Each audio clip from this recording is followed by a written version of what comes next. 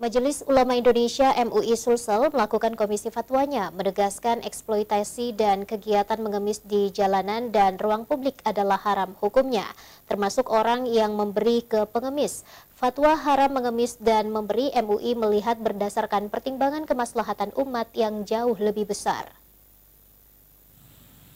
Fenomena pengemis di jalanan menjadi perhatian sejumlah pihak, bukan hanya pemerintah.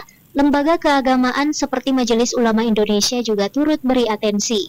Menyikapi hal tersebut, anggota Komisi Fatwa Majelis Ulama Indonesia MUI Sulawesi Selatan Nasrullah bin Safa menegaskan, jika sebelumnya MUI Sulsel telah mengambil langkah dengan menerbitkan fatwa eksploitasi dan kegiatan mengemis di jalan dan ruang publik adalah haram hukumnya, termasuk orang yang memberi ke pengemis, fatwa haram mengemis dan memberi tersebut.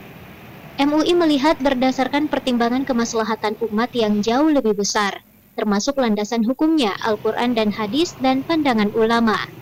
MUI Sulawesi Selatan telah mengeluarkan fatwa bahwa melaksanakan atau melakukan kegiatan mengemis di jalanan itu adalah sesuatu yang diharamkan. Ya, karena kenapa? Dengan tentu saja pertimbangan-pertimbangan maslahat yang jauh lebih besar atau kemanfaatan yang jauh lebih besar. Kita melihat bahwa latar belakang munculnya kegiatan mengemis di jalanan itu banyak sekali, ya, banyak sekali. Salah satu hal yang MUI lihat bahwa di sini ada ada orang yang berusaha untuk mengorganisir pengemis ini sehingga mereka kemudian disebarkan di tempat-tempat tertentu. Nah, inilah yang kemudian menjadi titik tolak MUI mengeluarkan fatwa bahwa dilarangnya atau diharamkannya mengadakan pengemis-pengemis di jalanan.